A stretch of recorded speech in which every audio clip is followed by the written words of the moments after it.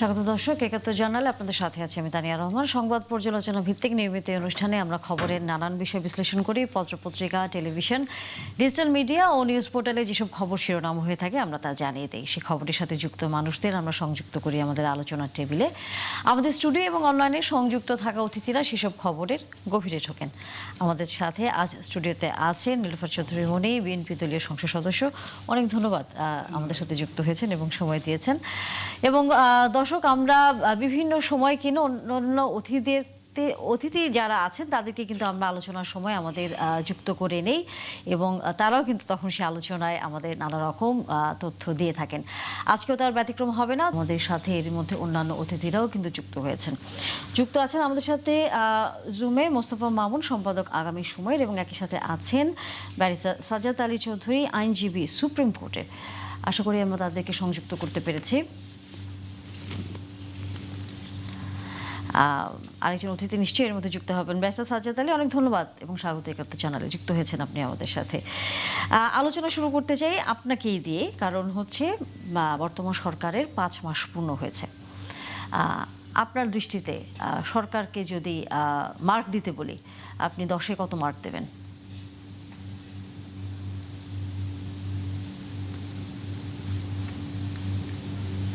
Barrister Sajjad, আপনি কি আমাকে শুনতে পাচ্ছেন?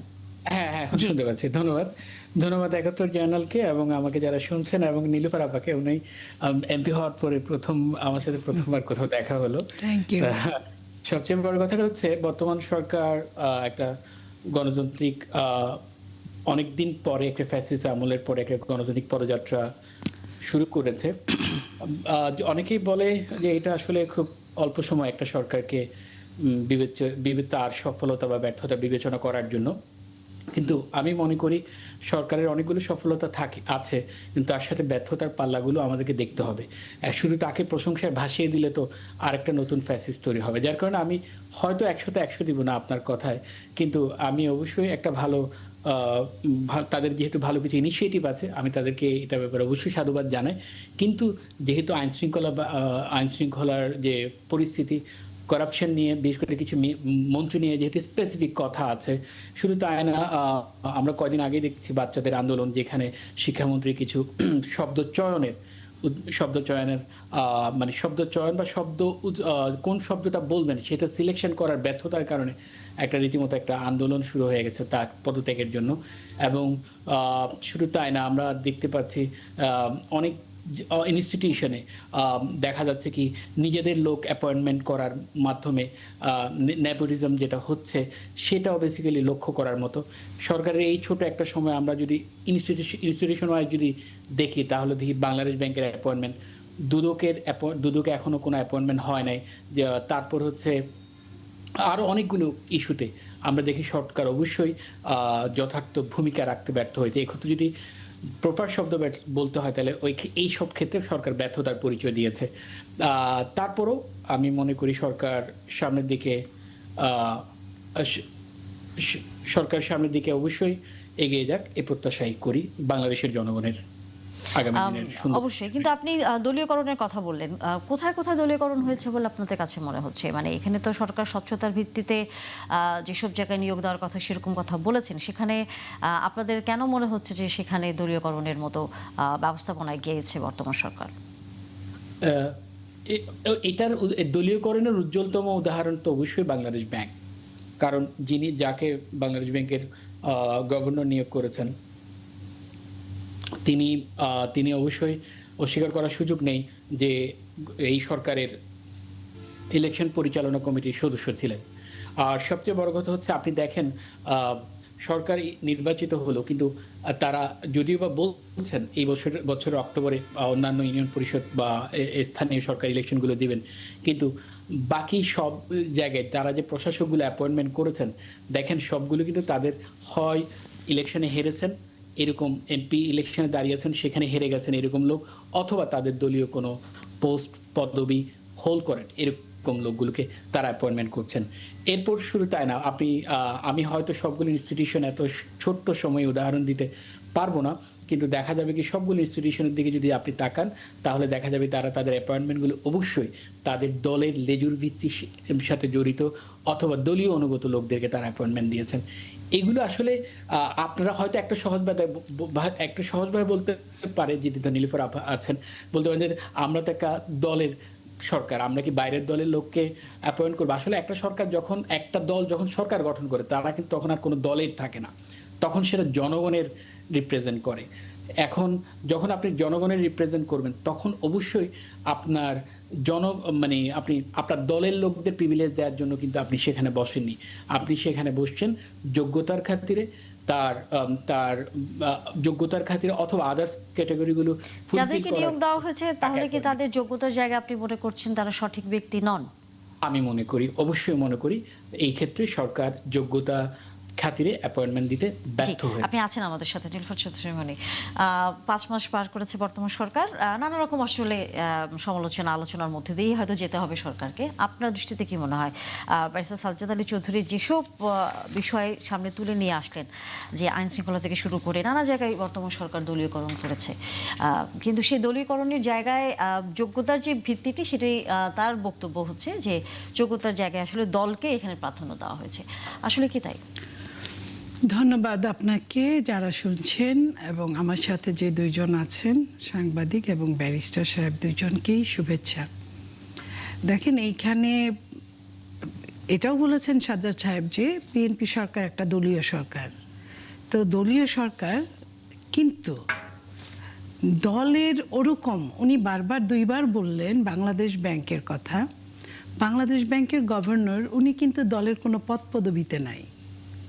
আমি যদি বলি ওনাকে, সাজ্জাদ সাহেবকে, যে বিএনপি দুইজন উপদেষ্টা নিয়োগ করেছেন, একজন প্রতিমন্ত্রীর পদমর্যাদায়, একজন ফুলমন্ত্রীর পদমর্যাদায়, জনাব তিতুমির সাহেব অর্থের মতো জায়গায়, এবং ডাক্তার জাহিদ উনি তথ্য এবং আরও একটা দুটা আছে, তারা কিন্তু বিএনপি করে নাই।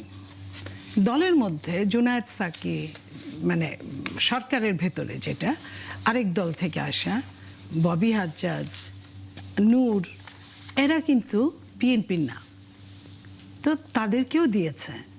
তো এই জায়গা থেকে আমি বলতে চাই যে উনি যে কথাটা বলেছেন, উনি হয়তো বলতে চেয়েছেন যে সিটি কর্পোরেশনগুলোতে যে কিছু দিনের জন্য দায়িত্ব দিয়েছে, এটা কিন্তু কোনো উপায় নাই। আপনি জানেন যে বহুদিন বাংলাদেশে গণতন্ত্র অনুপস্থিত। 15.5 বছর একটা সরকারের ফ্যাসিস্টপনা ছিল। বহু বছর বাংলাদেশের মানুষের জবান বন্ধ ছিল একরকম। সেইখানে যখন বিএনপি জনগণের ভোটে আসছে, তখনও কিন্তু একটা শ্রেণী বিএনপিকে প্রতিটা পদক্ষেপে, যাতে বিএনপি ভালো কাজ না করতে পারে, এগিয়ে যেতে না পারে, দেশের জন্য মঙ্গলকর কাজ না করতে পারে, এই জন্য চেষ্টার কোনো ত্রুটি রাখছে না তারা, যে কোনো সময় যে কোনো জায়গায়। সেই জায়গায় বিএনপি যদি আপনি ওনার কথা মতো বা ওনাদের কথা মতো যদি অন্য জায়গা থেকে এনে যদি প্রশাসনে রাখতো, এটা তো প্রাইমারি কিছুদিনের জন্য, নির্বাচনের ডেট খুব তাড়াতাড়ি পড়ে যাবে, আপনারাও জানেন।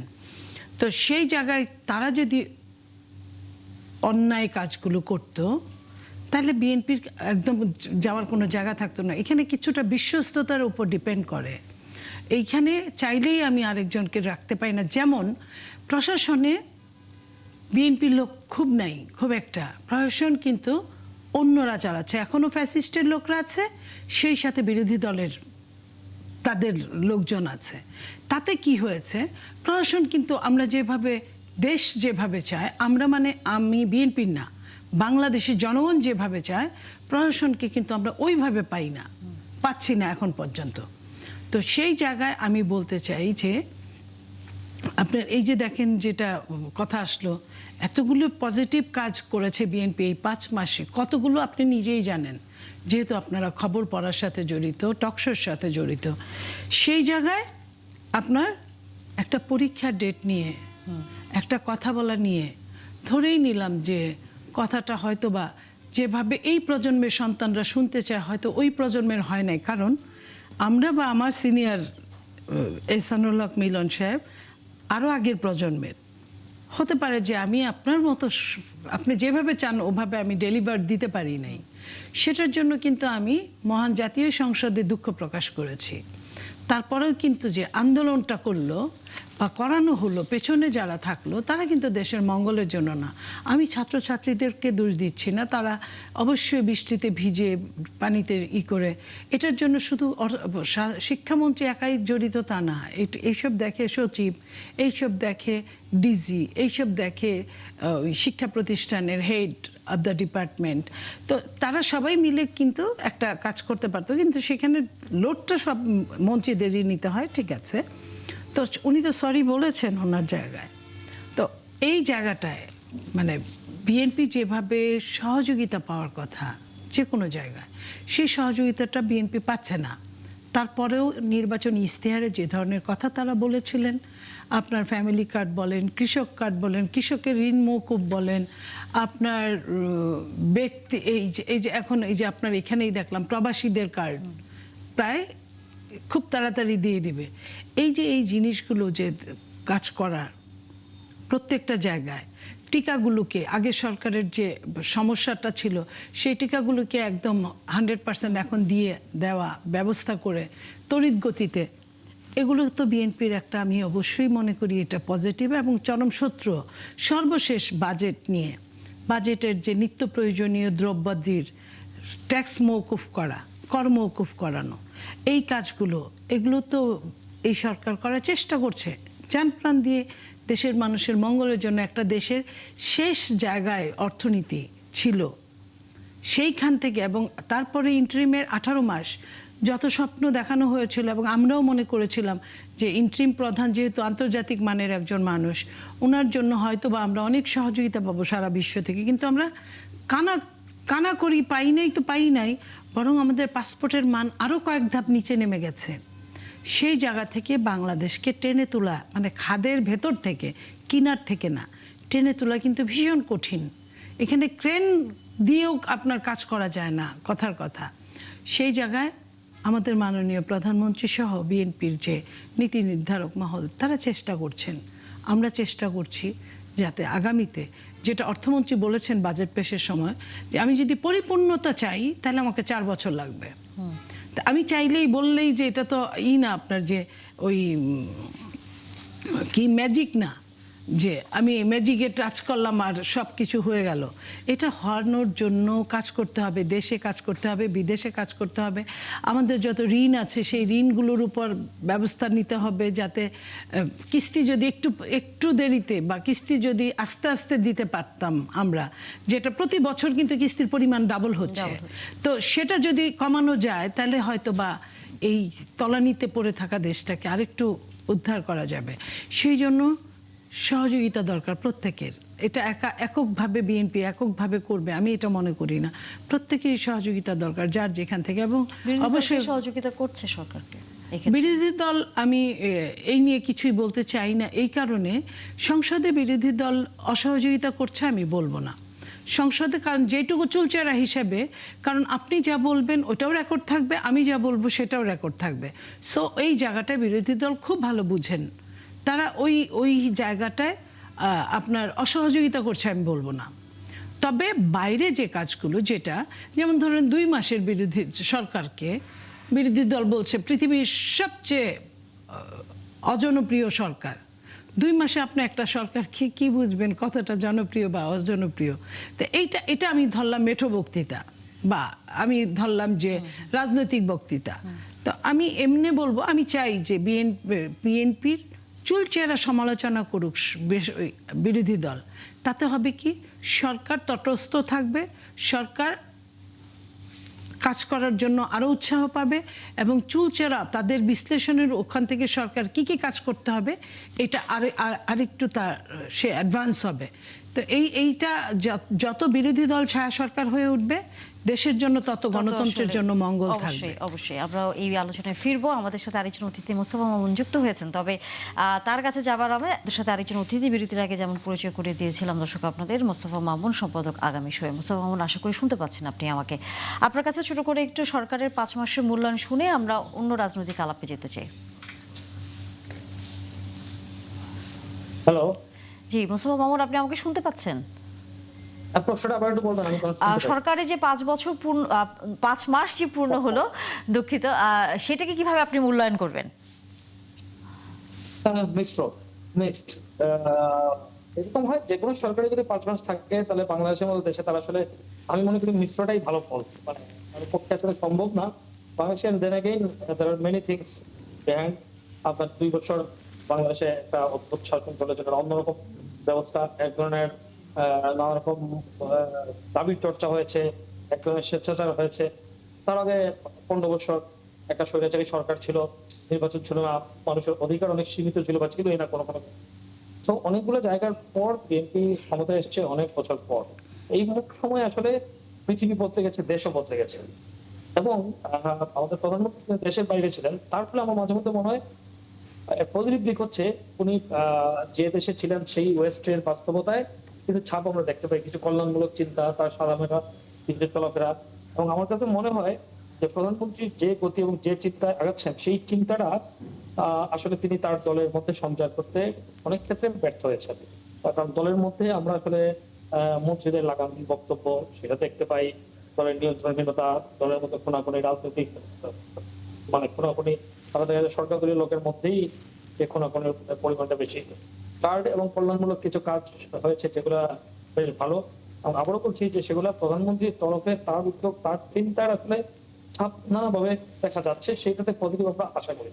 তো যখন আবার প্রধানমন্ত্রীকে বেরিয়ে বৃহত্তর সরকারের দিকে যাই, তখন আমরা খুব বেশি পরিবর্তন কি দেখতে পাই?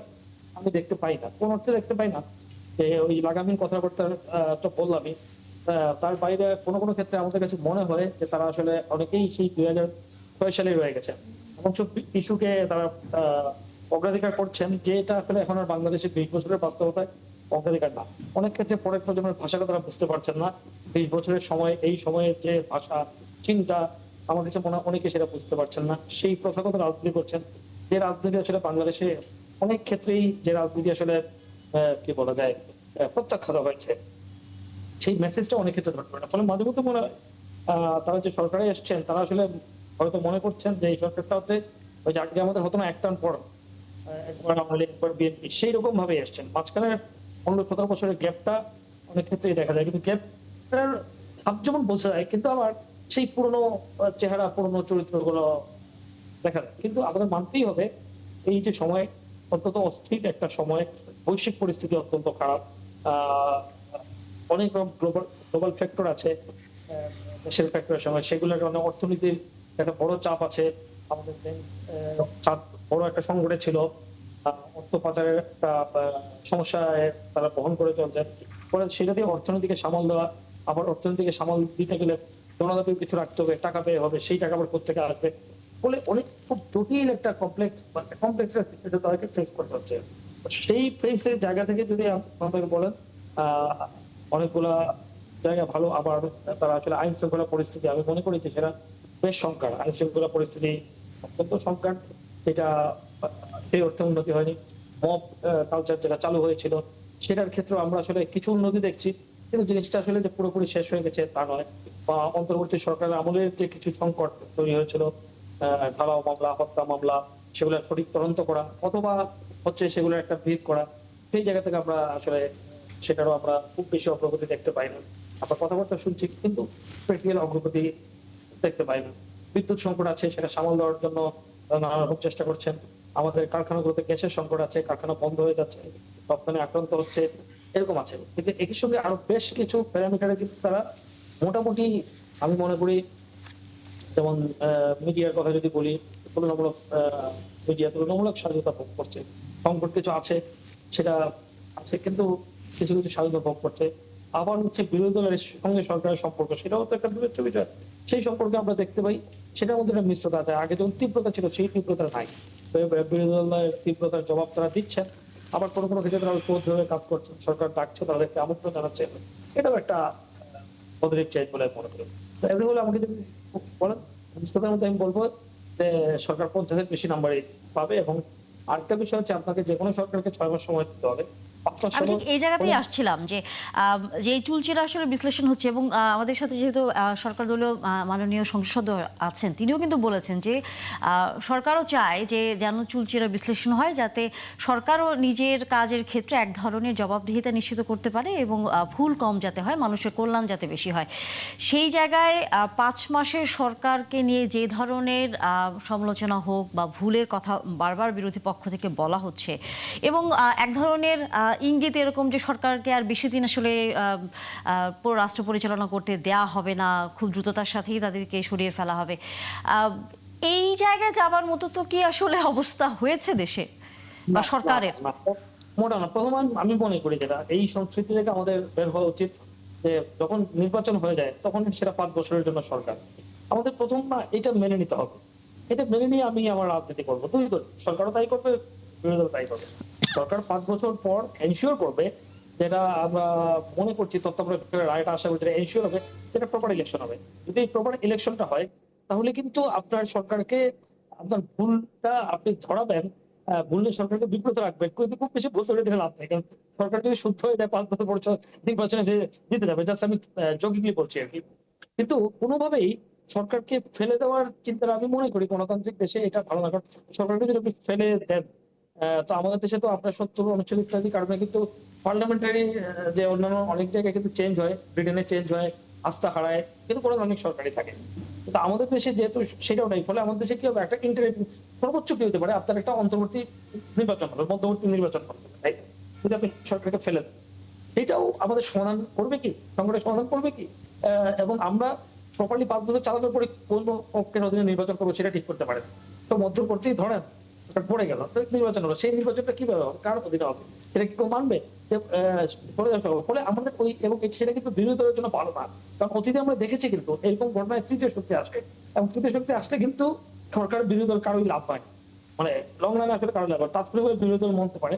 তো আমি মনে করছি এখন যেহেতু যে পরিবেশ আমরা মনে করছি যে একটা নির্বাচন হয়েছে, নির্বাচন নিয়ে প্রশ্ন আছে, থাকবে, কিন্তু সেই নির্বাচনের যে প্রশ্নগুলো আমাদের বিরোধী দলরা তুলছেন, আমি সেই প্রশ্নগুলোর আমি মনে করি না যে এগুলো কিছু কিছু পয়েন্ট আছে সেটা নির্বাচনে বাংলাদেশের নির্বাচন 100% হবে না। তো মোটা দাগে এই নির্বাচনে এমন কোনো গ্রস ভায়োলেশন হয়নি যেটা ভিত্তিতে আমরা বলতে পারি নির্বাচনে গ্রহণযোগ্য।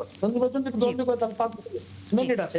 এখন নির্বাচনে অন্য একটা প্রবলেম আছে, নির্বাচনে সামগ্রিকভাবে সর্বজন অংশগ্রহণ ছিল কিনা সেটার অন্য আলোচনা অনেকে করছে, এবং সেটা কিছু না, কারণ বিরোধী দল বলেছে যে এই নির্বাচনও নাকি ইঞ্জিনিয়ারিং হয়েছে, এটা নিয়েও এক ধরনের তাদের ভিতরে বক্তব্য আছে।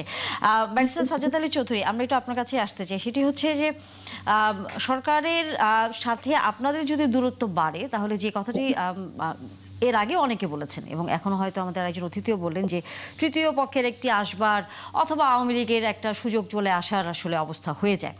এটা নিয়ে আসলে আপনাদের মধ্যে দ্বিমত আছে যে আপনারা বলেন সরকারি দল ব্যবস্থা করে দিচ্ছে, সরকারি দল বলছে আপনারা ব্যবস্থা করে দিচ্ছেন। এই বাস্তবতায় আপনাদের আমির বলেছেন যে গণভোট যদি ব্যর্থ হয় তাহলে এই সরকারও ব্যর্থ হয়ে যাবে।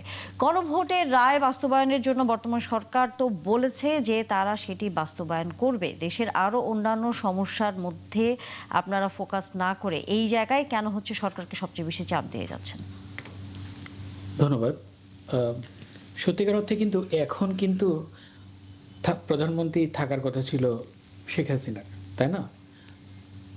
এই সরকার আসলো কিভাবে? পথটা কি? পথটা অবশ্যই একটা আন্দোলন, বা কারো ভাষায় বিপ্লব, কারো ভাষায় গণ আন্দোলন, এর মাধ্যমে পরিবর্তনটা কিন্তু সূচিত হয়েছে। এবং এই পরিবর্তনের টার্গেটটা কি? একটা আমরা কি বাংলাদেশের জনগণকে একবার শেখ হাসিনাকে একবার, বা অথবা তার পরিবারকে, তারপরে বিএনপি অথবা তার পরিবার বর্গদেরকে এভাবেই করে কি দেখব? এটাই কি আমাদের নিয়তি বাংলাদেশের জন্ম নেওয়ার পরে? আমরা কি আর কোনো পরিবর্তন দেখতে চাই না? কোনো দল না, আমরা চাই বাংলাদেশের একটা সুষম পরিবর্তন, যে পরিবর্তনটা প্রতিটা মানুষকে টাচ করবে। এবং জুলাই সনদের যে টার্গেটটা, সেটা হচ্ছে বাংলাদেশের সব জায়গার একটা সুষম পরিবর্তন। সেই পরিবর্তনটার মধ্যে থাকবে ন্যায্যতা, সেই পরিবর্তনটার মধ্যে থাকবে কোয়ালিটি, সেই পরিবর্তনটার মধ্যে থাকবে ইনসাফ। এখন আমরা জুলাইকে যখন পাশ কাটিয়ে আবার সে আগের বাংলাদেশ সে ফেরত যেতে চায়, তখন কিন্তু এই যে ন্যায্যতার কথা প্রশ্ন যে আসতেছে, পরিবর্তনের যে প্রশ্ন আসতেছে, সেটা কিন্তু ব্যর্থ হচ্ছে। কেন ব্যর্থ হচ্ছে? কারণ ব্যর্থতার কারণ হচ্ছে এটা, আপনারা সে আগের পথে হাঁটছেন। আগের পথটা কি? উন্নয়ন। আগের পথটা কি? উন্নয়নের গল্প। আগের পথটা কি? আমাদের স্তুতি গাওয়া। এটাই চলছে এখন। এখন আমরা কি সেগুলোই চাচ্ছিলাম? জনগণ কি চাচ্ছে সেগুলো?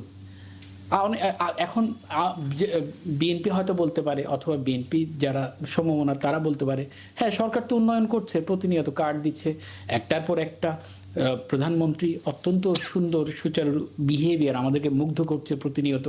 কিন্তু আসলে কি এই মুগ্ধতাই কি সব কিছু? মুগ্ধতার কিন্তু একটা সময় গিয়ে শেষ হয়ে যায়। আমরা আসলে এই মুগ্ধতার মধ্যেই থাকতে চাচ্ছি না, শুধু আমরা চাচ্ছি একটা কোয়ালিটিফুল চেঞ্জ। সেই চেঞ্জটা আনবে জুলাইয়ের যে সনদ, সেটার মাধ্যমে।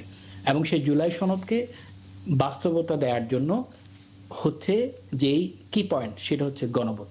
সেই গণভোটটা আপনাকে ম্যান্ডেট দিয়েছে বাংলাদেশের এই পরিবর্তনগুলো আনার জন্য, সেটা সংবিধান সংস্কারের মাধ্যমে অথবা সংশোধনের মাধ্যমে। এখন আপনি যখন সংস্কারকে ছুঁড়ে ফেলে দিয়েছেন, সংবিধান সংস্কারের জন্য সরকার যে কমিটি করেছে সেখানে তো আপনার অংশ নিচ্ছেন না। সেটা তো তা পরিবর্তিত আকারে। আর সবচেয়ে বড় কথা হচ্ছে এখানেও কিন্তু কিছু কিছু পীড়াদায়ক ইস্যু আছে। যেমন ধরেন অনেকগুলোই, যেমন ধরেন আপনি অর্ডিন্যান্সগুলো 133টা অর্ডিন্যান্স নিয়ে যখন একটা কমিটি হলো, সেখানে কমিটিতে 5 জন বিরোধী দল থেকে রাখা হয়েছিল, 12 জনের কমিটিতে 7 জন মনে হয় বিএনপি থেকে রাখা হয়েছিল।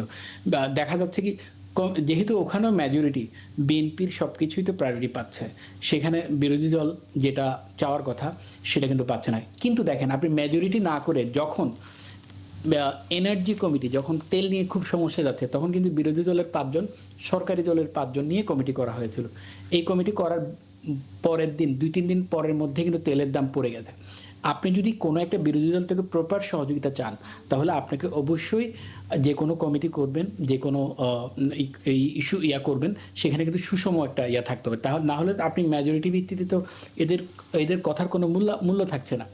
এখন ইস্যুটা হচ্ছে কিভাবে অন্য কিছু আসবে, কে আসবে, সেটা ইস্যু নেই। ইস্যুটা হচ্ছে এসছে তো, শেখ হাসিনা চলে গেছে, ডক্টর ইউনূস আসছে, এর পরিপ্রেক্ষিতে ফলোড বাই বিএনপি। এখন যদি আপনারা কথা রাখতে ব্যর্থ হন, কারণ আপনারা তো কথা দিয়েছেন, সেটা আপনাদের ম্যানিফেস্টোতে দিয়েছেন, সেটা জুলাই মানে আপনাদের গণভোটের প্রচারণা করে কথা দিয়েছেন, এটা তো একটা কথা। জুলাই সনদে স্বাক্ষর করে আপনারা ওয়াদা দিয়েছেন। এখন এত ওয়াদা, এত কিছু দেওয়ার পর আপনি যখন আপনার কথা রাখছেন না জুলাইয়ের ইস্যুতে, আপনি জুলাই সনদকে একদম আমি ধরে দিলাম for the sake of argument ছুঁড়ে ফেলে দিলেন। আপনি আপনার ম্যানিফেস্টো আলোকে কথা বলতে যাচ্ছিলাম মানে আমি শুরু করি, আপনার কথা আমি ভয় পাই সব সময়। আমি ভয় পাওয়ার মতো কিছুই বলবো না, জাস্ট আপনার সাথে একটু আর্গুমেন্ট করব। সেই আর্গুমেন্টটা হলো এরকম যে বিএনপিকে আপনি যেভাবে দেখছেন, খুব যদি বড় করে দেখেন বিএনপি তত বড় না, খুব যদি ছোট করে দেখেন বিএনপি তত ছোটও না। আমি বড় না যেটা বলছি সেটা হচ্ছে বিএনপির সেই এখতিয়ারই নাই যে সংবিধানকে ফেলে দিয়ে আরেকটা সংবিধান কিংবা সংবিধানের বাইরে অবস্থান করা। যেটা আপনারা বলছেন 133টি অধ্যাদেশ, সেখানে তো ম্যাক্সিমাম বিএনপি যেগুলো কথা দিয়েছে সেগুলো পাশ হয়ে গিয়েছে, যেগুলো কয়েকটা আছে সেগুলো বলেছে, একটু লেট মি ফিনিশ, আমি অনেকক্ষণ আপনার শুনেছি, যেটা কিছু আছে সেটা বলেছে যে আগামীতে আরো সময় নিয়ে আমরা আলোচনা করে পর্যালোচনা করে আমরা এটা ডিসিশন নিব। এবং এইখানে গণভোটের কথা আপনি যেটা বলছেন, প্লিজ আপনি একটু লেখেন, আমার সামনে কাগজ কলম ছিল না, তাই গণভোটটা কোনো আইনের মধ্যে ছিল না। বিএনপি, আমি বলি 5ই আগস্টের পরে থেকে, আমি বলি সাজ্জাদ সাহেব, 5ই আগস্টের পরে থেকে যে পর্যন্ত এই পর্যন্ত আসছে সবই কিন্তু আইনকে মেনে আসছে। এই আইনকে মানার জন্য রাষ্ট্রপতি এখনো আছেন, আইনকে মানার জন্য নির্বাচনটা হয়েছে, আইনকে মানার জন্য সেই দিন বিএনপি যেটা বলেছিল বা আপনাদের সাথে একমত হয়েছিল গণভোট, সেই গণভোটটা আসলে কোথাও নাই বিধায় বিএনপি 2/3 মেজরিটি। আমি বলি আপনি যখন 106 আপনার সংবিধানের কোথাও এখন গণভোট নাই, যেটা 3টার পরে আপনার আর নাই। আমি আপনাকে জেনে বুঝেই বলছি, সেইখানে আপনি গণভোটটা, তারপর আরেকটা কথা বলি, 1 নাম্বার আইনে নাই, 2 নাম্বার বিএনপি 2/3 মেজরিটি, 3 নাম্বার ওইখানে বলা ছিল আপনার গণভোট বলেন যেটাই বলেন, পরবর্তীতে সংসদে যেটাই ডিসিশন নেন না কেন 2/3 মেজরিটির নির্বাচনে জয়যুক্ত হয়েছে অথবা না জয়যুক্ত হয়েছে, এটার মাধ্যমে আপনার ডিসিশন হবে কি হবে আর কি হবে না। তো সেইখানে যদি তাই হয়, আপনি যে কথাটা বললেন যে এনার্জি নিয়ে যে সমস্যাটা হয়েছিল সেখানে পাঁচজন সদস্য দেওয়াতে 3 দিন পরে মিটে গেছে, তার মানে কি একদিনও মিটিংয়ে বসলো না, 3 দিন পরে মিটে গেছে, তার মানে কি প্রবলেমটা আপনারাই সৃষ্টি করে রেখেছিলেন? আমার প্রশ্ন জাস্ট ফর কিউরিসিটি। আমি নোট করে রাখি please, এবং আমি- কারণ কমিটি বসেই নাই, তার মানে কি আপনারাই তাহলে এই যে তেলের, বারবার মন্ত্রী মহোদয় বলছিল তেলের কোনো সমস্যা নাই, আমরা যদি ঠিক মতো চালাতে পারি 2-3 মাস তেল ঠিক মতো চলবে। আপনি দেখেন যেই মাত্র কমিটি হলো তার 3 দিন পরে 2 দিন পরে সব কিছু বন্ধ হয়ে শেষ হয়ে গেল। তা তেল তো তেলের জায়গায় থাকলো, তাহলে শেষ হয়ে গেল আন্দোলন। তার মানে কি আপনারা তাহলে দেশটাকে অরাজকতা বাঁধানোর জন্য এই কাজগুলো করেছিলেন? আপনার কথায় আমি পরিষ্কার বুঝলাম। 2 নাম্বার হচ্ছে আপনার, এরপরে আপনি 5 জন আর 7 জন কমিটি নিয়ে বললেন, বিএনপি যে মেজরিটি পেয়েছে সেই মেজরিটিতে 7 জন কি খুব বেশি নিয়েছে? আপনিই বলেন। এর আগে সংসদে, মহান জাতীয় সংসদে দেশনেত্রী বেগম খালেদা জিয়া যখন বক্তব্য রাখতেন, শেখ হাসিনা কত রকম বাজে কথা বলতেন, এতটা টাইম দিয়েছি অতটা টাইম দিয়েছি, মনে হয়েছিল যে টাইমটা মনে হয় সে কোনো পৈতৃক সম্পত্তির মতো নিয়ে আসছে। বাট এইবার আপনি দেখেন সংসদে বিরোধী দলকে কখনোই টাইম ফ্রেমে বাধা হয় না, উনি যতক্ষণ পারেন উনি বলেন। এই যে, এবং আপনি দেখেন আমাদের সরকারি দলের এমপিদের চেয়ে বিরোধী দলের এমপিরা অনেক বেশি কথা বলেন, কারণ বিরোধী দলই বলবে, এটাই স্বাভাবিক। সরকারি দলের কি বলার থাকে, বিরোধী দল বলবে এটা হয় নাই ওটা হয় নাই, সরকারি দল ওটা করবে। আমরা এই জায়গাটাই মানে কাজ করতে চাই সব সময়ের জন্য। কিন্তু আপনি যে কথাটা বললেন 2/3 মেজরিটির বেশি একটা দল, সে 7 জন নেওয়াতে আপনাদের 5 জন দেওয়াতে আপনার এত মন খারাপ হলো, তাহলে আপনি গণতন্ত্র মানলেনটা কোথায়? সবখানে যদি আপনার সমানে সমান হয়, জাতীয় আমি কেমন ঐক্যের উত্তর জন্য, দেব? আমি বলি জাতীয় ঐক্যের জন্য ওটার প্রয়োজন ছিল সাজ্জাদ সাহেব, যে 5 জন দিলাম, এটা জাতীয় ঐক্য, এটা তেল সমস্যাটা জাতীয় এবং আন্তর্জাতিক ব্যাপারে জাতীয় ঐক্যের প্রশ্ন আসছিল। কিন্তু বাকিগুলো যখন রাষ্ট্রীয় কাজে যখন ব্যবহার হয় তখন কিন্তু ওই জায়গাটা যে কে কতটা আসনের ভিত্তিতে ভাগ হতেই পারে। আরেকটা জিনিস আপনি বলেছেন যে নির্বাচনটা প্রশ্নবিদ্ধ করার চেষ্টা করেছেন। আপনি বলেন নির্বাচন প্রশ্নবিদ্ধ করলে আপনার কি খুব লাভ হবে? আপনারা তো সর্বোচ্চ 17টা আসন পেতেন সর্বোচ্চ এর আগে, বাট আপনারা এতগুলো আসন পেয়েছেন। হ্যাঁ ঠিক আছে, একটা দল বড় একটা দল নাই, ইলেকশনে ছিল না, হ্যাঁ, তো সেই জায়গায় আপনারা পেয়েছেন, আমরা তো আপনাদের কিছু বলি নাই। ওই যে গ্রামে একটা কথা বলে যে কইলে মায়ের খায় আর না কইলে বাপে জুঠা খায়, আপনার কথায় আমার ওই কথাটা মনে হয়েছে। সরকারি দলের একজন সদস্য হিসেবে আমি চাইলেও অনেক কিছু বলতে পারি না, তবে বলা উচিত। বললে কি হবে?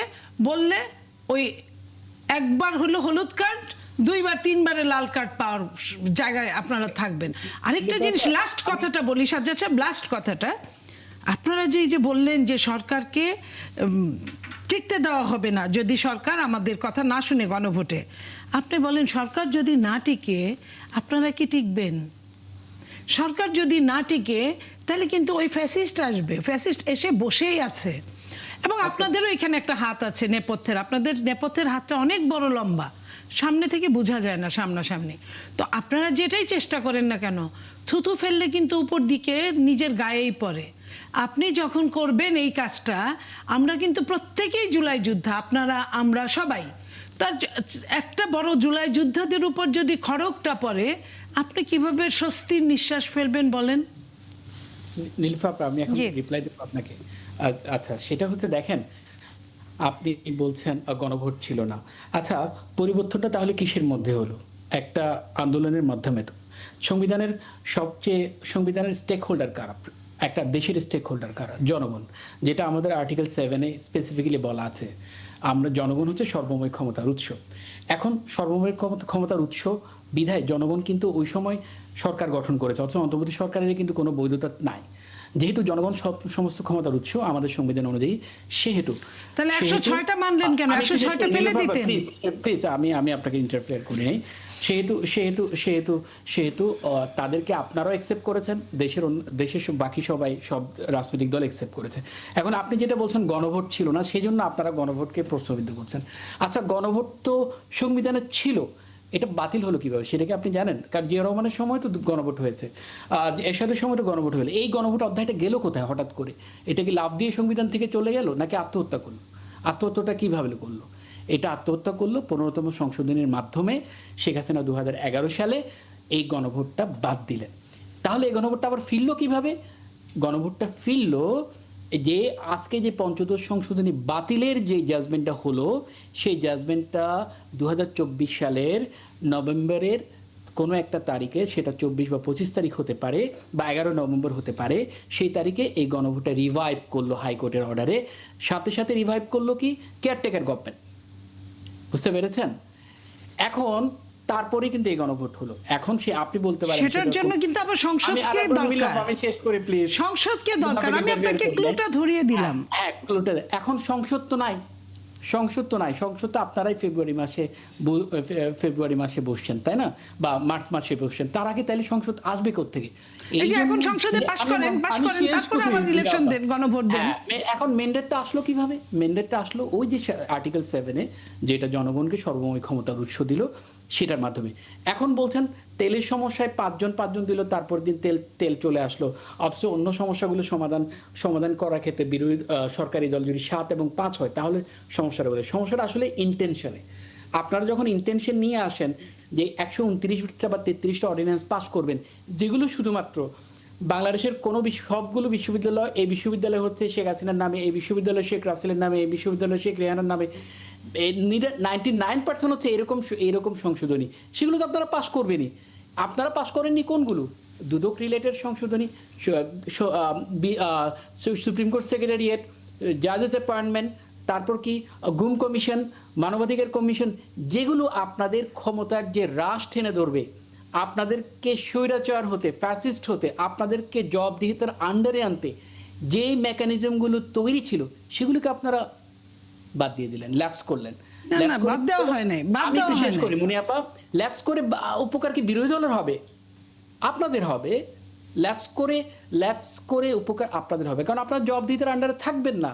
হ্যাঁ, আপনাদের ইন্টেনশন ভালো, আমি ইন্টেনশন খারাপ বলছি না। আমি মাননীয় প্রধানমন্ত্রী তারেক রহমানের ইন্টেনশনটাকে অনেক পজিটিভলি দেখি, বাট ইন্টেনশন দিয়ে তো হবে না। উনি শেখ হাসিনা প্রথম যখন হয়েছেন, শেখ হাসিনা এত জনপ্রিয় ছিলেন, অনেক জনপ্রিয় ছিলেন। উনি ফ্যাসিস্ট হলেন কখন? উনি স্বৈরাচারের পথে পা দিলেন কখন?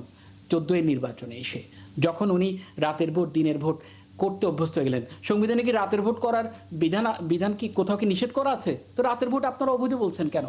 সংবিধানে কি কোথাও তো রাতের ভোট করতে নিষেধ করে নাই, কোনো আর্টিকেলে স্পেসিফিক্যালি বলে না যে রাতে ভোট করা যাবে না। উনি রাতে ভোট করেছে, অসুবিধা কোথায়? উনি দামি নির্বাচনে সংবিধানে কোথায় নিষেধ করা আছে? করে নাই, হয়েছে। আমরা ইলিগাল বলার কি? ইলিগাল বলতে হচ্ছে কাস্টমসের কারণে কিছু জিনিস রীতিনীতি আছে।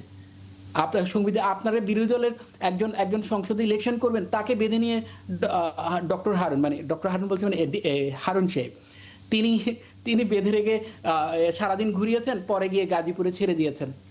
কি করার আছে? এটা কি কোথাও ইলিগালিটি আছে? উনি তো ছেড়েই দিয়েছেন। এই আসলে কথাটা হচ্ছে জবাবদিহিতার যে মেকানিজমগুলো, সেগুলো আপনারা প্রথমে বাদ দিয়েছেন। এখন বলছি যে আপনারা তো বলছেন যে সরকারের অনেক পজিটিভ ইস্যুগুলো, কিন্তু পজিটিভ ইস্যু আমরা অবশ্যই পজিটিভ ইস্যুগুলোকে অ্যাড্রেস করি, কিন্তু কথাটা হচ্ছে ছোট ছোট বালিকণা, বিন্দু বিন্দু জল গড়ে তোলা মহাসাগর সাগর অতল, একটা কবিতা শুনছিলাম, কার লেখা আমি জানি না, মনে পড়ছে না। কিন্তু এই ছোট ছোট আপনাদের ইস্যুগুলো বেসিক্যালি টাচ করছে মানুষকে, এবং আপনাদেরকে এই টাচটা আমরা আসলে আপনাদেরকে মনে করিয়ে দিচ্ছি সংশোধনের জন্য। এটা সংশোধন হওয়া উচিত, কারণ দেশটা কিন্তু আপনার আমাদের সকলের। আমরা পজিটিভ একটা ভাইব এই দেশে দেওয়া জরুরি, কারণ আমরা কেউ বেঁচে থাকবো না। আমাদের যে পরবর্তী প্রজন্ম, তারা এই দেশটাকে একটু সুন্দর। আপনি লন্ডনে ছিলেন, লন্ডনে আপনি রাস্তা পার হচ্ছেন কত সুন্দর করে, গাড়ির স্পিড মেনটেন করছেন, অর্থাৎ বাংলাদেশে আসলে এগুলোকে মেনটেন করে না, আইন মেনটেন করে। এখন লন্ডনের সেই জিনিসটা আপনি এখানে তো করতে গেলে আপনাকে আইনগুলোকে আগে রিভাইভ করতে হবে, জবাবদিহিতার আন্ডারে আনতে হবে। এইটা যদি আপনাকে না আনেন, আপনার ইন্টেনশন দিয়ে তো আমাদের কিছু হবে না। সবচেয়ে বড় কথা হচ্ছে, দেখেন, আপনার কিন্তু আইনশৃঙ্খলা পরিস্থিতি টোটালি ড্যামেজ হয়ে গেছে। আমরা এই একজন আলোচনায় মানুষ ফিরবো আইন অন্তর্বর্তী শৃঙ্খলা ধরে- পরিস্থিতি নিয়ে। আপনি আছেন আমাদের সাথে নীলুফার চৌধুরী মনি, ব্যারিস্টার সাজ্জাদ আলী চৌধুরী অনেক ধরনের হচ্ছে বলা যায় অভিযোগ করেছেন নানা বিষয়। উনি আসলে লার্নেট, উনি ওনার মতো করে লার্নেট, কিন্তু কেন জানি কোথায় যেন শুধু ওনার রিংটাই বাজাচ্ছে, রিংটোনটা জনগণের রিংটোন বাজে নেই। তো আমি সরি এই জন্য, এটা বলার জন্য তাকে সম্মান দিয়ে আমি এই কথাটা বলছি যে আপনার যে বা যারা পঞ্চদশ সংশোধনীতেই ওটা শেষ হয়েছিল, তত্ত্বাবধায়ক আসছে, ওনার কথা ঠিক, কিন্তু তত্ত্বাবধায়ক এখনো কিন্তু ফাইনালি সংসদের মাধ্যম ছাড়া ফাইনালি কিন্তু ওকে হয় নাই। হলে তাহলে কিন্তু এই 12ই ফেব্রুয়ারির নির্বাচনটা তত্ত্বাবধায়কের আন্ডারেই হতো। যেহেতু সংসদ নাই তাই কিন্তু ওটা হয় নাই, বলছে চতুর্দশ সংসদ নির্বাচনে তত্ত্বাবধায়কের আন্ডারে হবে। তাইলে যদি এটা হয় তাহলে আপনি ওনার এটা মানতে অসুবিধাটা কোথায়, যে পঞ্চদশ সংশোধনীতে আপনার গণভোট বিলুপ্ত করা হয়েছে, তাহলে সেটা যখন আবার ফিরে পাবে সেটার জন্য তো সংসদ দরকার। তো সংসদ হওয়ার পরে, আমি তো ওনাকে না করি নাই, সংসদ হওয়ার পরে এটা বিলুপ্ত সম্পূর্ণরূপে হয়ে যাওয়ার পরে ওনারা বলুক যে আমরা গণভোট চাই। ওনারা তো এমনি ইন্ডিভিজুয়াল ডেতে গণভোট চেয়েছিলেন। গণভোট চাইলে তখন জনগণের ম্যান্ডেটটা কাজ করবে। জনগণই ক্ষমতার, সকল ক্ষমতার উৎস। বাট সংবিধানটা কিন্তু জনগণকে নিয়েই দেশ গঠিত হওয়ার পরে এই সংবিধানটা দিয়েই চলে আসছে। সংবিধান কিন্তু জনগণের প্রয়োজনে সংবিধান, কিন্তু জনগণ কিন্তু সংবিধান মানতে বাধ্য। তো সংবিধানে যেহেতু নাই, আরেকটা জিনিস উনি বলেছেন যে সংখ্যাগরিষ্ঠ ভোটে অস্বীকার করছি না। সেই দিন 12ই ফেব্রুয়ারিতে সংখ্যাগরিষ্ঠ ভোট ছিল হা ভোটে, কিন্তু যখন হা ভোটের সংখ্যাগরিষ্ঠ ভোটের যারা সরকার হলো তারা যখন নিষেধাজ্ঞা দিল, আমি সরকারের বিপক্ষেই এখন কথা বলছি, তারা যখন বলল যে না আমরা তুলে নিলাম, ঠিক আছে, তাহলে তাদের যে ভোটগুলা, সে ভোটগুলা কিন্তু তাদের কিন্তু ম্যান্ডেট দিয়েছে, তারা তাহলে তুলে নিল। তাহলে ওইখানে আপনার 6 কোটি মানুষ ভোট দেয় নাই, 3 কোটি মানুষ নাতে ভোট দিয়েছে, তাহলে এমনিতেই তো 9 কোটি। বাকি যে 3 কোটি থাকলো তার মধ্যে যেটা সরকারের, যারা সরকার থেকে যারা বলল যে আমরা তো উঠিয়ে নিলাম, প্রত্যেকটা সরকারের একটা অংশ, একটা এমপি মিনিমাম 1.5-2 লাখ ভোট পেয়েছে, ভোট পেয়ে এমপি হয়েছে। জনগণ কিন্তু তাদেরকে ওই ম্যান্ডেটটা দিয়েছে তাদের হয়ে কথা বলার জন্য, তাদের হয়ে কাজ করার জন্য। তাহলে আমি একজন লার্নেটকে এই কথাটাই বলতে চাই, জনগণই তো ক্ষমতার উৎস। তাহলে ওইখানে 9 কোটি জনগণ মাইনাস, এইখানে আবার এই 3 কোটির মধ্যে আবার প্লাস মাইনাস আছে। এবং মেন কথা হচ্ছে সংবিধানেই নাই। সংবিধানের জন্য পঞ্চদশ সংশোধনী যেই দিন ক্লিয়ারলি একদম তত্ত্বাবধায়কের জন্য ক্লিয়ার হয়ে যাবে, সেই দিন ওইটাও হবে, সমস্যা তো নাই। তারপর আপনি ইলেকশনে আসেন, যদি সবাই মিলে যদি ইলেকশন করেন। নাম্বার 2, একই দিনে 2টা আপনার শপথ নেওয়া জায়েজ না জায়েজ, এটা আমার কথা না। বড় বড় আমাদের উনি লার্নেট, ওনার চেয়ে বড় লার্নেটরা এই কথাটা বলেছেন আইনকে তুলে এনে, যে একদিনে যদি 2টা আপনার শপথ নেন, প্রথম শপথটা আপনার বানচাল হয়ে যায়, তাহলে সেই দিন তারা 2টা শপথ নিলেন, তাহলে প্রথম শপথটা কিভাবে ঠিক থাকে? বিএনপিকে তারা দোষ দেন, বিএনপি কেন 2টা শপথ নিলেন না? বিএনপি তো এটার সাথে এগ্রি করে নাই যে একই দিনে 2টা শপথ নেবেন, বলে নাই কোথাও। তা এই যে যেটা বলেছে সেটাও বলেন, যেটা বলে নাই সেটাও বলেন, যেটা করেছে সেটাও বলেন, যেটা করে নাই, কল্পনা করে নাই সেটাও বলেন। এটা তো হলো না। গণতন্ত্র তো এই কথা বলে না। গণতন্ত্র যে কথা বলে সেটা হচ্ছে সংসদই শেষ, এবং ওইখানে সংসদের কথা বলা হয়েছে যে এই যে কাজগুলো, এই যে অধ্যাদেশগুলো, এগুলো সবগুলো ফাইনালে সংসদে গিয়ে পাশ হবে। এখন থাকলো আপনার ওইখানে যে কয়েকটা পাশ হয় নাই, বলেছে মাননীয় স্বরাষ্ট্রমন্ত্রী নিজে বলেছে সংসদে এবং সংসদের বাইরে বলেছেন যে এটা যেহেতু একটু কঠিন জায়গাগুলো আমরা চুলচেরা বিশ্লেষণ করে আমরা আগামীতে পাশ করব, এত তাড়াতাড়ি এত টাইম ছাড়া এই বিলগুলো, অধ্যাদেশগুলো পাশ করা যায় না। তা এটা বলেছেন উনি, কিন্তু কোনোটার মধ্যে দিয়েই আপনার গুঁজামিল দেয় নাই। আর যেটা নোট অফ ডিসেন্ট নিয়ে তো তখনই কথা হয়েছে যে এটা সংসদে চুলচেরা বিশ্লেষণ হবে। যদি এটাকে রাখা যায় তাহলে রাখবে, আর যদি আমরা আগেই অবজেকশন দিয়েছি, যদি আমাদের অবজেকশন ঠিক থাকে, যদি 2/3 মেজরিটির ভোট পায়, তাহলে এটা বানচাল হয়ে যাবে। তাহলে কথা কিন্তু একদম ক্লিয়ার, এখানে কোনো রকম বিস্ময়সূচক কোনো রকম প্রশ্নবোধক চিহ্ন এখানে কাজ করছে না। তো এখন লার্নেড যদি এই কথাটা বলেন তাহলে আমার জন্য দুঃখ। উনি বিচার মানেন কিন্তু তালগাছটা হাতে রেখে। ব্যারিস্টার সাজ্জাদ আলী চৌধুরী, ঠিকই আছে, বিচার মানে তালগাছ আমার, সেটা তো অবশ্যই ঠিক আছে। এটা নীলুফার আপা এখন কার তালগাছটা কার পক্ষে যাবে সেটা হচ্ছে এখন ইম্পর্টেন্ট বিষয়। কিন্তু দুঃখের বিষয় হচ্ছে উনি 18 কোটি জনগণ হিসাব করছেন, ভোটার কজন সেটা মনে হয় একটু হিসাব মিলাতে গরমিল হয়ে যাচ্ছে। কারণ বাংলাদেশে কিন্তু 18 কোটি ভোটার না, কিন্তু ভোটার কিন্তু আরও কম, বাচ্চারা বাদ যাবে, তারপর হচ্ছে কি 18 বছর পর্যন্ত অনেকেই যারা ভোটার না তারা বাদ যাবে।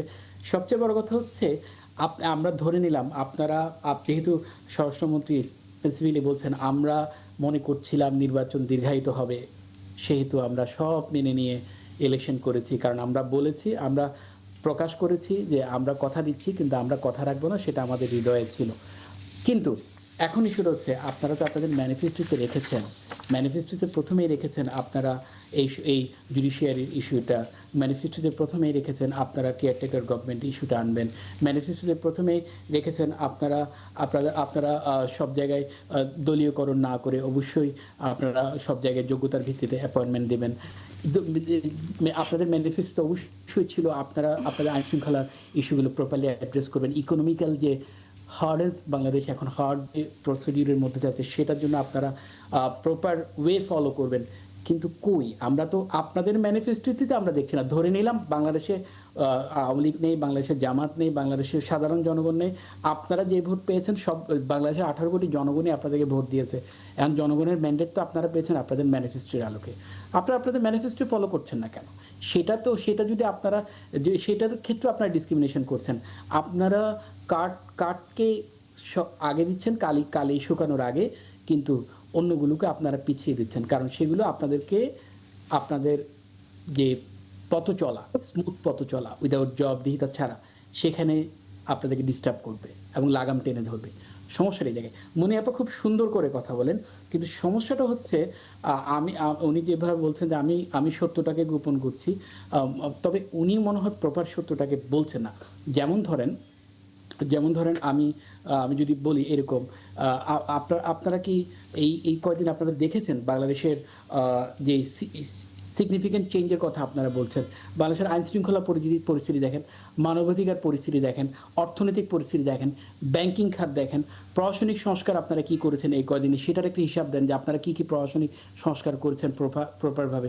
স্থানীয় সরকার নির্বাচন অথচ ইউনিট সরকার করতে চেয়েছিল, আপনারা তখন করতে দিলেন না। এখন আপনাদের একজন উপদেষ্টা বলছেন যে 1 বছর পরে হবে, 2 বছর পরে হবে, যদিও বা বলছেন ফার্স্ট ফেজ অক্টোবর থেকে শুরু হবে, সেটাও এখনো ক্লিয়ার না। তারপর হচ্ছে আপনারা সংসদের কার্যকারিতা কি আছে, সংসদে কি বিষয়ে আলাপ হচ্ছে? আমরা তো সবসময় দেখি 71 নিয়ে আলোচনা আর ইসলামী ব্যাংক নিয়ে আলোচনা।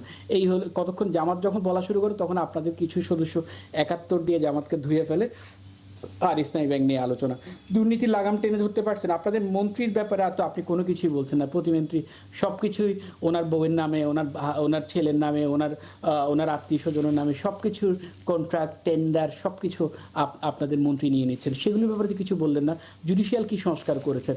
সবচেয়ে বড় কথা হচ্ছে আপনারা জি.কে. শামীমকে কদিন আগে দেখলাম যে রেল স্টেশন বা ইয়ার সমস্ত বিলবোর্ডের দায়িত্ব তাকে দিয়ে দিচ্ছেন। তারপর হচ্ছে আমরা দেখতে পাচ্ছি আপনারা প্রতিষ্ঠানকে আমি একটু বলতে পারি, আমি খুব কম বলেছিলাম, আপনি অনেক বলে ফেলেছেন।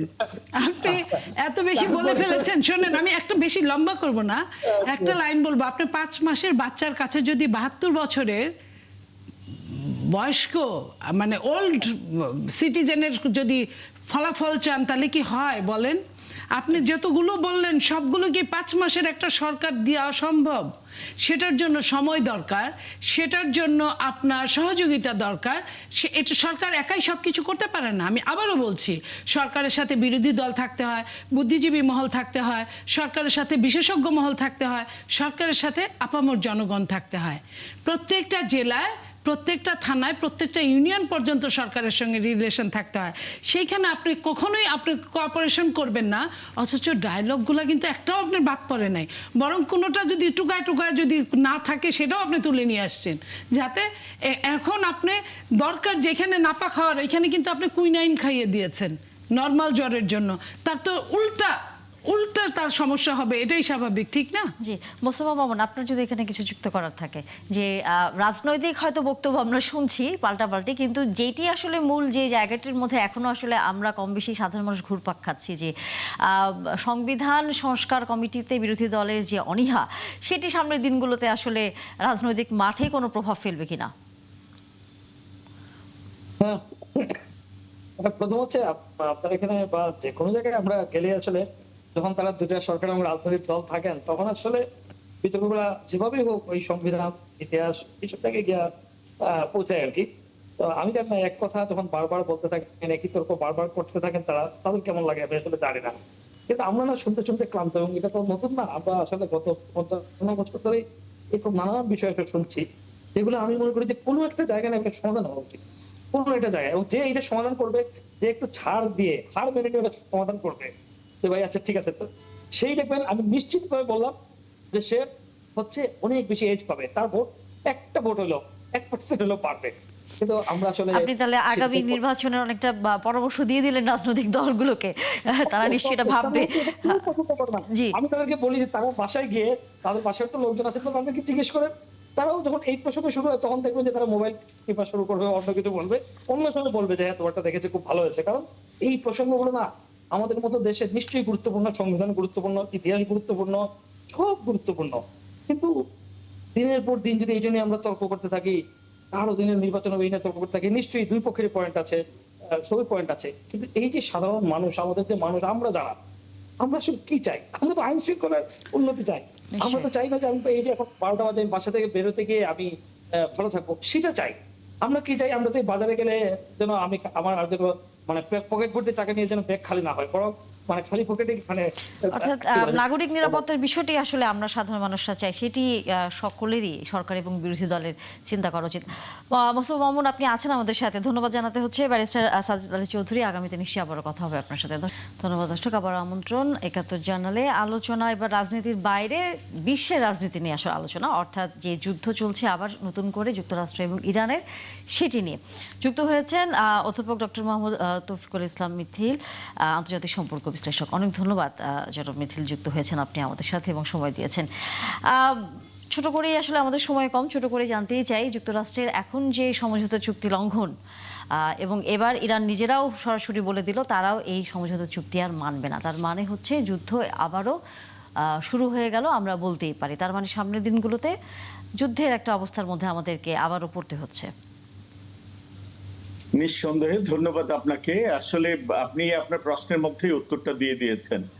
আপনি আজকে দেখেন এয়ার স্ট্রাইকের আজকে ৮ম দিন চলছে, এবং কন্টিনিউয়াসলি যে এয়ার স্ট্রাইক আমেরিকা করছে টার্গেট করে, বিশেষ করে পেট্রোলিয়াম রিসোর্সেস, ফুয়েল থেকে শুরু করে যে ইম্পর্টেন্ট স্থাপনাগুলোতে ইরানে যেটা করছে, এবং এ পর্যন্ত মোর দ্যান 50 পিপল অলরেডি মারা গিয়েছেন এবং মোর দ্যান 500 পিপল ইনজুর্ড হয়েছে। এই সবগুলো মিলে আমি যেটা বলতে চাই, আসলে ইউএস কি চাচ্ছে? সিজফায়ারের নাম করে করে কালক্ষেপণ করে আমার কাছে যেটা মনে হচ্ছে, আমেরিকার এখন যিনি বর্তমান president, basically he is not a politician, এবং basically he is a businessman and gambler, I would say. কারণ মনে হচ্ছে যে ওয়ার্ল্ড ইকোনমি আপনি যদি চিন্তা করেন এবং আপনি স্টক মার্কেটের কথা যদি চিন্তা করেন, আমার কাছে মনে হয় মাঝে মাঝে ওয়েল প্রাইস হাই নেওয়ার জন্য উনি অ্যাটাক করছেন, কখনো এয়ার স্ট্রাইক করছেন, কখনো সিজ ফায়ারে যাচ্ছেন। কিন্তু ইরানের অবস্থান দেখেন স্পষ্টতই কিন্তু মেসেজ দিয়ে দিয়েছে, আর এই এয়ার স্ট্রাইক যদি 2 থেকে 3 দিন চলে, ওরা কিন্তু ফুল স্কেল এটাকে যাবে। পাশাপাশি আপনি দেখেন যেটা ইটালির মধ্যস্থতায় যেটা হয়েছিল, লেবাননের প্রেসিডেন্ট ইতিমধ্যেই কিন্তু আমেরিকা ভিজিট করছেন, এবং সেখানে সাউদার্ন লেবানন থেকে ইসরায়েলি ট্রুপস প্রত্যাহার করার কথা ছিল, সেটাই সে আলোচনাও কিন্তু সেখানে ব্যস্ত যাচ্ছে। পাশাপাশি আপনি গাজাতে যদি দেখেন গাজাতে এমনিতেই হিউম্যানিটেরিয়ান ক্রাইসিস থেকে শুরু করে যে অবস্থা, সেখানেও কিন্তু এয়ার স্ট্রাইক হয়েছে এবং গাজার সবগুলো হিউম্যানিটেরিয়ান এইডের গেট বন্ধ করে দেওয়া হয়েছে, শুধুমাত্র একটা গেট খোলা রাখা হয়েছে। সেখানেও কিন্তু এয়ার স্ট্রাইক হচ্ছে। আমরা দেখেছি আজকে যে এয়ার স্ট্রাইক হয়েছে সেখানেও 5 জন মারা গেছে, তার মধ্যে 3 জনই শিশু। এবং বিশেষত যেটা আপনি দেখেন, মানবতার চরম লঙ্ঘন আপনি যদি দেখেন কি করেছে, যেখানে ফিনারেল গ্যাদারিং হচ্ছে সেখানে টার্গেট করে করে ইসরায়েল অ্যাটাক করছে। আসলে এদের সাথে আমি যেটা বলতে চাই, যুদ্ধ হয় সেটা হচ্ছে war in between, like military war. সিভিলিয়ানদের যেখানে ফিনারেল গ্যাদারিং হয় সেখানেও যখন টার্গেট করে অ্যাটাক হয়, এটা আসলে যুদ্ধ বলা যায় না, এটা মানবতার বিরুদ্ধে একটা নৃশংস বিপন্ন মানবতা হচ্ছে। আমার কাছে মনে হয় যে যার কারণে ইরান অলরেডি কিন্তু নেগোসিয়েশন, সিজ ফায়ারের সবকিছু বলেছে shutdown, officially it is dead. আসলে স্বাভাবিকভাবেই ইরান এবং প্যালেস্টাইনে যারা আছেন তারা কোনো অবস্থাতেই আমেরিকা এবং ইসরায়েলের এবং উপর একই সাথে খুব সম্ভবত হরমুজ প্রণালীও তো বন্ধ ঘোষণা করা হয়েছে। এক্স্যাক্টলি হরমুজ এর প্রণালী দিয়ে ফলে আমাদের মতো দেশে এক ধরনের যে জ্বালানি সংকটের মধ্যে আমাদের এর আগেও পড়তে হয়েছে, আমরা দেখেছিলাম, সামনের দিনগুলোতেও হয়তো পড়তে হতে পারে বলে আশঙ্কা একেবারে উড়িয়ে দেওয়া যায় না। নিরূপা চৌধুরী মণি, সেই হিসেব করে আমরা দেখেছি যে বর্তমান সরকার এই সংকটের মধ্য দিয়ে উতরে এসেছে, কিন্তু যদি সামনে এই ধরনের যুদ্ধটি আরো দীর্ঘায়িত হয় তাহলে তো এই সংকটে আসলে অন্যান্য বিশ্বের দেশের মতো আমাদেরও পড়তে হবে। দেখেন, যে কথাটি তখন বারবার বলা হচ্ছিল যে বিকল্প আসলে কোথাও ব্যবস্থা জ্বালানির ক্ষেত্রে সরকারকে যেন উদ্যোগ নেওয়া হয়, এটা কি ভাবছে সরকার? সরকারের তো ভাবার কথা এই জন্য যে সরকার যে ক্রাইসিস থেকে উঠেছে, যে এসেছে, সেই সময়টার ক্রাইসিসটা, এবং বাংলাদেশের মানুষ তেমন নিজের খেয়ে অন্যের পিছনে লাগে। এই যেটা ওই ক্রাইসিসটা যেমন ছিল এটাও সত্যি, ক্রাইসিসটাকে বাকিটুকু কৃত্রিমতায় রূপ দেওয়া হয়েছে এটাও সত্যি। তো এই যে কারো ঘর পুড়বে আর কেউ আলু পোড়া খাবে, এটা কিন্তু এই দেশে নতুন না, এটা অনেক আগে থেকেই। তো সেইখানে সরকার অবশ্যই চেষ্টা করছে, তখনও রাশিয়ার সাথে বা অন্য জায়গার সাথে কথা বলেছে, এখনও সরকার হয়তো বা এটা করবে। এখন সব দেশের যে সমস্যাটা হবে, আমরা তো অন্য দেশ থেকে আলাদা না, বিচ্ছিন্ন না যে আমাদের সমস্যাটাই আমরা কাটিয়ে উঠবো। অনেক দেশেরই কিন্তু, বাংলাদেশই সবচেয়ে পরে তেলের দাম বাড়িয়েছিল, অনেক দেশে কিন্তু সাথে সাথে তেলের দাম বেড়ে গিয়েছিল অনেকটা।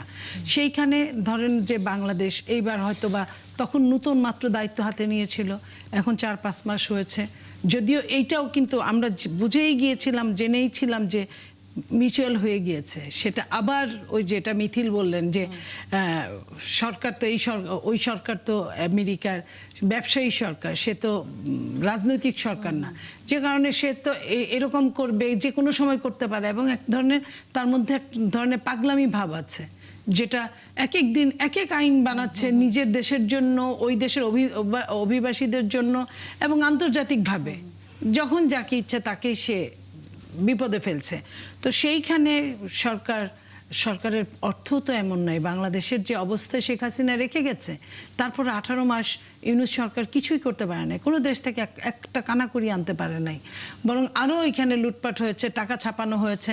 সেই টাকা ছাপানোর টাকা তো মুদ্রাস্ফীতি আরও বেড়েছে। তো এখন সরকার নিশ্চয়ই একটা অবস্থা রেখেছে, কিন্তু এটাও জনগণকে বুঝতে হবে যে আমরা আমাদের সীমিত অর্থ, সীমিত সম্পদ এবং সীমিত আমাদের রাস্তাঘাট, যেটা বাইরের থেকেও, সেটা সর্বোচ্চ সরকার চেষ্টা করবে। অনেক দেশ আছে সরকারের সঙ্গে বন্ধুত্ব সুলভ আচরণ আছে তাদের সাথে, সেই দেশেও কিছু তেল আছে, কিন্তু ওই হরমুজ প্রণালীর মধ্যে দিয়ে সামনে দিয়ে আসতে গেলেই তো সমস্যাটা ওই জায়গায়। তো যে কারণে বিকল্প রাস্তা ব্যবস্থা করতে হবে, যেটা ওইখান দিয়ে তেলটা আসবে না এটার। এবং সরকারের কাছে নিশ্চয়ই এই 3-4 মাসে জ্বালানি কিছুটা মজুদ আছে। নিশ্চয়ই আমরাও আসলে চাই যে সামনের দিনগুলোতে আমাদের সংকটে যাতে পড়তে না হয়। আলোচনা একটু অন্যরকম নিতে চাই। মোস্তফা মামুন আছেন আমাদের সাথে, সেটা হচ্ছে খেলার খবর। আপনি যেহেতু আছেন, খেলার দিনেই আপনি আমাদের সাথে থাকেন, যার জন্য আমাদের সুবিধা হয়। আজকে আমরা জানি যে তৃতীয় নির্ধারণী যে ম্যাচ, কি মনে হয় ফ্রান্স কি নাকি ইংল্যান্ড, কে তৃতীয় অবস্থানে থাকবে? তবে খুবই দুঃখজনক আসলে। আমার মনে হয় যে ফ্রান্স এবং ইংল্যান্ডও ঠিক হারা যদি না খুব বেশি ভাবছে না। এই ম্যাচটা আসলে বেসিক্যালি একটা শাস্তি, মানে আর আসলে ফাইনালে কার সম্ভাবনা সবচেয়ে দেখছেন, স্পেন নাকি আর্জেন্টিনা? এখানে তো একটা সিগনিফিকেন্ট আছে যে এমবাপ্পে যেহেতু গোল্ডেন বুটে মেসির খুব কাছাকাছি, ফলে সেদিকে মনোযোগ থাকবে, আমরা দেখবো। এটা হচ্ছে বিষয়। ফাইনালে হচ্ছে যে দল বেশি গোল করবে তারা জিতবে। আবার এটা তো স্বাভাবিক, আমরা জানি, কিন্তু আপনার কাছে কি মনে হয়? না, যেটা বিষয় ডেফিনেটলি আপনি যদি ফুটবলিং পয়েন্টে দেখেন তাহলে স্পেন একটু এগিয়ে আছে। আচ্ছা, আপনার চিন্তা ভাবনা স্পেন এগিয়ে আছে। আমাদের আলোচনা শেষ করতে হবে, সময় খুবই কম। জনাব মিথিল, আপনার দৃষ্টিতে কে ফাইনালে এবার কাপ নেবে? আমার কাছে মনে হচ্ছে যে এবার স্পেন একটু ডিফারেন্ট আচ্ছা স্টাইলে খেলছে, স্পেনের সম্ভাবনাই বেশি মনে হচ্ছে আমাকে। আচ্ছা, আমার কাছে নীলুফার চৌধুরী, মানে আপনার কাছে জানি না খেলা দেখার সুযোগ হয়েছে কিনা, আপনি যে ব্যস্ততার মধ্যে থাকেন। না, তারপরে আমি খেলা দেখি যতটুকু পারি। তো আমি তো মনে করি আর্জেন্টিনা, আচ্ছা, আর্জেন্টিনার একজন ভক্ত পাওয়া গেল। যাক, তারপরেও আমি নতুন কেউ আসলে আমি অখুশি হব তা বলবো না। খেলাটাকে আমরা বাংলাদেশিরা এমন একটা জায়গায় নিয়ে গেছি যে এটার জন্য আমরা বেঁচে থাকবো, মারা যাব, কি কি একটা অবস্থা। ব্রাজিলে যেটা আমরা দেখলাম, অবশ্যই। যেটা ওই দেশে আর্জেন্টিনা গিয়ে দেখেন এত জোয়ার নাই, ব্রাজিলে গিয়ে দেখেন এত জোয়ার নাই যত জোয়ার বাংলাদেশে, যে কারণে আর্জেন্টিনা বলেই ফেলেছে যে বাংলাদেশ সেকেন্ড হোম। হ্যাঁ। তো এই জায়গাটায় আমরা চাই যে যাই জিতুক আমাদের মানুষগুলো যেন ঠিক থাকে, অবশ্যই। কেউ যেন খুশির অতিশয্যে ভেসে না যায়, আবার কষ্টের অতিশয্যে যেন আত্মহত্যা না করে। অবশ্যই, আমরা আসলে সেই চাই, খেলাটা আসলে খেলার মতোই করে যেন হ্যাঁ, হয়। অনেক সেটাই। ধন্যবাদ নীলুফার চৌধুরী নিযুক্ত হয়েছেন। একসাথে মোস্তফা মামুন আপনাকে এবং একই সাথে অধ্যাপক ডক্টর মোহাম্মদ ওহিদুল ইসলাম আপনাকেও। আগামীতে কথা হবে। দর্শক, এতক্ষণ আপনার সাথে ছিলেন তার জন্য ধন্যবাদ। দেখা হবে আবার।